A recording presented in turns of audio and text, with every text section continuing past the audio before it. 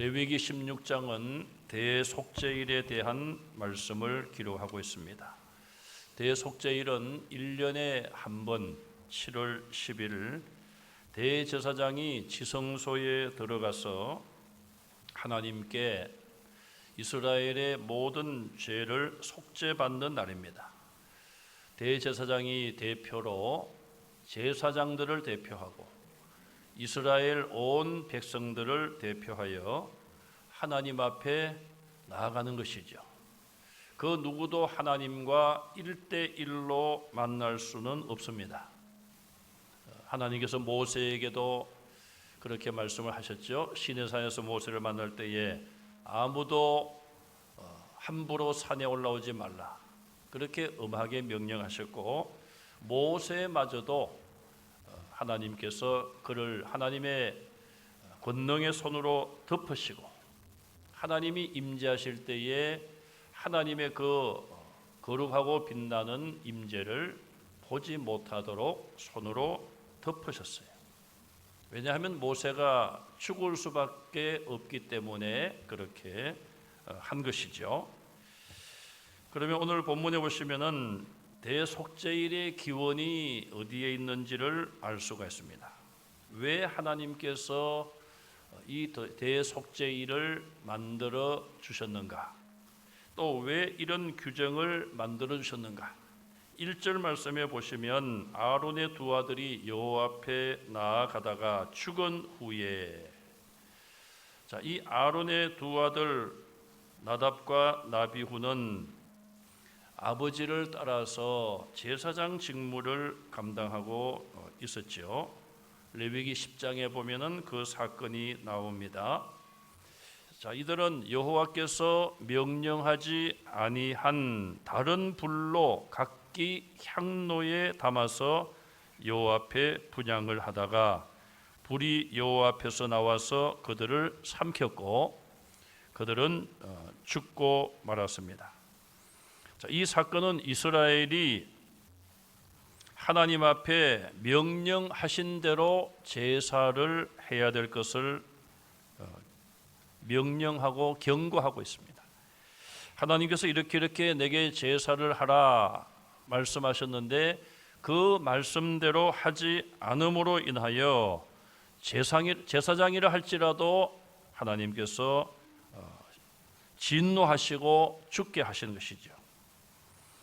하나님께 제사를 드릴 때 번제가 있습니다. 제물을 불로 태우는 방법이 있죠. 또 분향이 있습니다.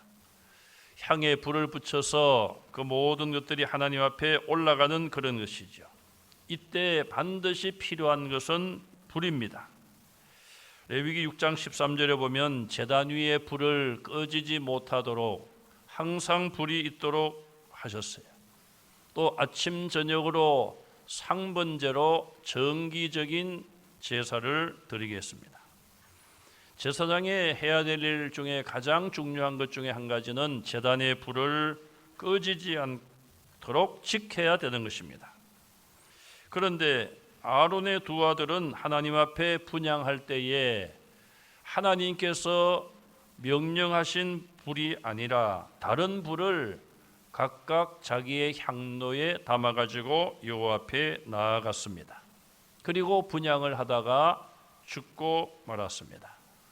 충격적인 사건이 아닐 수가 없습니다. 제사장이 하나님 앞에 분향하다가 죽임을 당했어요. 또 대제사장이 속죄소에 지성소에 들어가 속죄소 앞으로 나아가는데 하나님의 진노를 대제사장이 만약에 받는다면, 하나님이 그를 받아주시지 않는다면 대제사장조차도 지성소 안에서 죽을 수밖에 없는 것이죠. 사무엘상 13장에 보면은 이스라엘이 블레셋과 전쟁을 앞두고 있었을 때에 사무엘이 약속한 그날 오지를 않았다, 그렇게 성경은 기록을 합니다. 그건 사울이 생각한 것이죠. 사울 왕이 생각할 때에 아니 왜 사무엘 선지자가 오시지 않는가? 내가 오늘까지 기다렸는데 오시지 않는구나.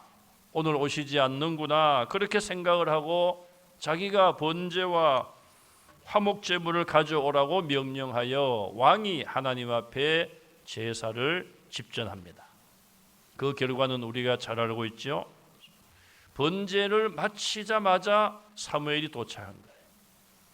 그 말은 이 사울 왕이 사무엘을 끝까지 기다리지 못했다는 것입니다. 사무엘은 약속대로 시간 안에 왔습니다. 사울이 성질이 급하여서 조금 더 끝까지 기다리지 못한 것이지요. 아마도 사울 왕은 내가 왕인데 아무나 하나님 앞에 제사를 드리면 어떻겠느냐, 뭐 지금 급한데 왕인 내가 이스라엘의 대표가 아니냐, 내가 하나님 앞에 번제물을 바쳐도 되지 않겠는가, 하나님도 이런 상황을 아시겠지, 그렇게 가볍게 생각을 하고 자기 신분을 망각하고 하나님 앞에 제사를 드린 것이죠. 사무엘이 번제가 마쳐지자마자 도착을 했고 그가 사울 왕에게 이야기를 하죠. 왕의 나라가 오래가지 못할 것입니다. 구약에서는 그만큼 하나님 앞에 제사 드리는 것이 중요함을 우리에게 말씀해 주고 있습니다. 때로는 이 잘못된 제사를 인하여서 제사장이 죽는 그런 엄청난 사건이 일어난 것을 볼 수가 있습니다. 구약의 제사는 신약의 예배로 온전하게 바뀌어졌습니다. 우리가 어떻게 생각하면은 구약의 제사는 굉장히 엄숙하고 거룩하고 정말 하나님 앞에 나아갈 때에 벌벌 떨고, 신약의 제사는 그것이 아니라 참 자유롭고 뭐 우리 마음껏 하나님을 찬양하고, 물론 맞는 이야기입니다만은 구약의 제사를 그만큼 엄격하게 생각했다면은 신약의 예배는 더 귀중하고 더 엄숙하게 우리는 생각해야 됩니다. 왜냐하면 구약의 제사는 짐승의 피를 가지고 하나님 앞에 나아갔습니다. 신약의 예배는 흠이 없고 거룩하신 하나님의 아들이신 예수님이 나를 위하여 죽으셨어요. 십자가의 그 보혈을 의지하여 나아가는 것이 신약의 예배입니다. 우리가 짐승의 피를 가지고 드리는 예배를 더 엄숙하게 생각해야 되겠습니까? 독생자 하나님이신 예수님의 보혈을 의지하여 나오는 예배를 더 엄중하게 생각해야 되겠습니까? 구약의 예배가 잘못 드려져서 구약의 제사가 사람이 죽고 제사장조차 죽었다면 신약의 예배도 그보다 더 엄숙하게 예배를 드려야 되고, 잘못된 예배를 드릴 때에 하나님의 진노가 임할 수 있다는 것을 우리는 기억해야 됩니다. 그래서 성경의 초대교회 성도들이 예배 이후에 성도의 교제, 주의 상에서 떡을 먹고 잔을 마시는 성찬식이죠. 오늘로 말하면 뭐 애찬이라고도 부릅니다마는 어쨌든 그것도 하나의 성도의 교제요, 예배의 연속으로 그들이 생각을 했는데, 그러나 잘못된 성찬식을 행함으로 인하여 너희 가운데 병들고 죽은 자들이 있다, 그렇게 말씀하고 있습니다. 예수님의 살과 피를 기념하며 두렵고 떨리고 감사함으로 성찬에 참여해야 되는데, 그것이 아니라 먹고 마시고 즐기기 위하여 그런 일을 행함으로 인하여 병든 자들이 있었다는 것이죠. 얼마나 불행한 일입니까? 주님의 살을 기억하고 주님의 피를 기억하며 우리 죄를 회개하고 속죄의 은혜에 감사하는 그런 귀한 일을 인간적인 잘못된 생각으로 참여함으로 인하여서 은혜를 받기는커녕 오히려 병들고 죽기까지 하는 그런 일들이 신약 교회에 있었음을 우리는 알아야 합니다. 그러므로 이스라엘과 제사가 뗄 수 없는 관계에 있었던 것처럼 성도와 예배는 뗄 수 없는 관계에 있는 것입니다. 아론의 두 아들이 잘못된 제사를 드림으로 죽임을 당하였고 사울 왕이 잘못된 제사를 드림으로 하나님의 버림을 받았습니다. 오늘 본문 2절에 보시면은 성소에 휘장한 속죄소 앞에 아무 때나 들어오지 말라 그리하여 죽지 않도록 하라 그랬습니다. 하나님께서 이스라엘을 사랑하시고 제사장들을 사랑하셔서 다시는 아론의 아들과 같은 그런 일이 생기지 않도록 말씀을 해 주신 것입니다. 오늘 저와 여러분들은 겸손하고 근신하고 주님의 십자가를 생각하면서 하나님 앞에 나와 하나님이 원하시는 예배를 드리는 예배자들이 되시기를 간절히 바랍니다. 그러면 지성소 안에 들어가서 어떻게 해야 합니까? 지성소에 들어가려면 어떻게 준비를 해야 됩니까? 먼저 아론이 대제사장을 말하죠. 아론은 제1대 대제사장이 아론이에요. 아론이 속죄 제물과 번제물로 자신을 깨끗하게 해야만 되었습니다. 속죄 제물로 수송아지, 번제 제물로 순양을 준비하라고 했습니다. 수송아지를 잡고 순양을 잡아야 합니다. 죄인 대신에 이스라엘 백성 모두 대신에 그들을 대신하여 수송아지와 순양이 죽임을 당하는 것이죠. 죄인들을 구하기 위하여 죄인들이 죽어야 되는데 그 죽음의 자리에서 사람을 구하기 위하여 제물된 동물이 죽임을 당하는 것이죠. 피 흘림이 없은즉 사함도 없습니다. 예수님의 십자가에 피 흘림이 없은즉 우리의 죄를 씻을 길은 없었습니다. 그러나 예수님께서 죄 없는 몸으로 우리를 위하여 피 흘려 대속하셨기에 우리의 죄 사함 받을 길을 하나님께서 열어 주셨습니다. 신약 시대의 성도들은 예배를 통하여 하나님의 임재를 체험해야 합니다. 하나님의 임재는 하나님이 우리를 찾아오시는 것이죠.